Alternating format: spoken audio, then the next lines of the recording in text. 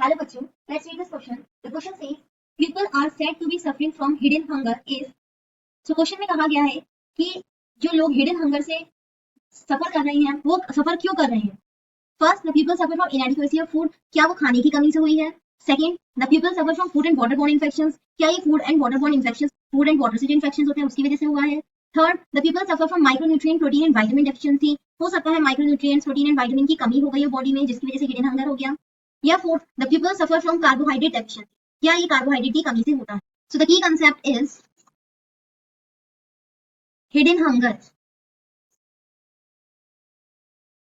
ये जो hidden hunger है ये होता क्या है. ये एक सिचुएशन होती है. It is a situation where people do not get enough essential nutrients. ये एक ऐसी सिचुएशन है जहां पर एक इंसान को एसेंशियल न्यूट्रिएंट्स, जितने न्यूट्रिएंट्स की हमारी बॉडी को जरूरत होती है वो उसको नहीं मिल पा रहे हैं. हो सकता है किसी न्यूट्रिएंट की कमी हो रही हो उनकी डाइट में. हाउएवर उनकी कैलोरीज सही है, कैलोरीज वो ले रहे हैं, खाना खा, बट फिर भी न्यूट्रिएंट्स की अगर कमी हो तो क्या होता है, हिडन हंगर हो जाता है. सो ये जो हंगर होता है इसको हिडन क्यों कहते हैं.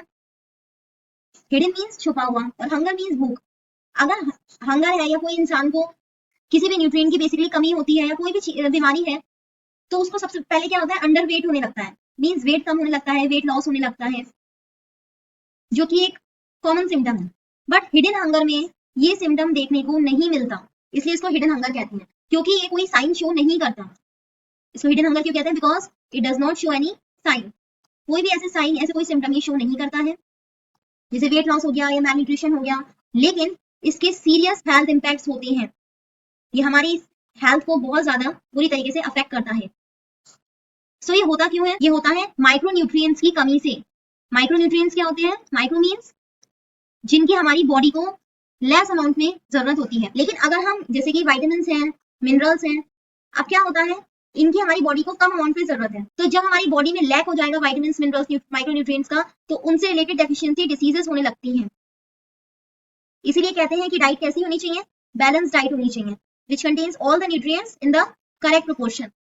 लेकिन अगर माइक्रोन्यूट्रिएंट्स की कमी है तो उससे रिलेटेड डेफिशिएंसी डिसीजेस हो जाती है. एग्जांपल, अगर विटामिन ए की कमी हो जाती है किसी को तो नाइट ब्लाइंडनेस हो जाएगी. विटामिन बी की कमी से बेरी बेरी हो जाएगी. सी की कमी से स्कर्वी हो जाती है. डी से रिकेट्स होता है. सो इस तरीके से विटामिन की कमी से बीमारी हो जाती है. आयरन की अगर कमी है तो एनीमिया हो जाएगा. जिंक है, आयोडीन है, इनकी कमी है, गोइटर हो जाएगा. सो ये कुछ ऐसे माइक्रोन्यूट्रिएंट्स हैं जो हमारी डाइट में जरूर होने चाहिए, और अगर इनका क्वांटिटी हमारी डाइट में नहीं है तो हमें क्या होगा, डेफिशिएंसी डिसीजेस होंगी, जैसे कि हिडन हंगर के केस में होता है. सिमिलरली विटामिन, जिंक, आयरन, इनकी कमी तो होती है, आयोडीन, प्लस इसके साथ साथ प्रोटीन्स की भी अगर हमारी डाइट में कमी है तो इससे क्या होगा, इससे रिलेटेड डिसीजेस हो सकती है, जैसे कि स्टंटेड ग्रोथ हो जाएगी, ग्रोथ रुक जाएगी. क्योंकि प्रोटीन किस लिए जरूरी होता है, ग्रोथ के लिए, रिपेयर के लिए, बोन डेवलपमेंट के लिए जरूरी होता है. अब प्रोटीन लेना कम कर देंगे तो ग्रोथ रिलेटेड इश्यूज आ जाती हैं, मसल्स वीक हो जाती हैं.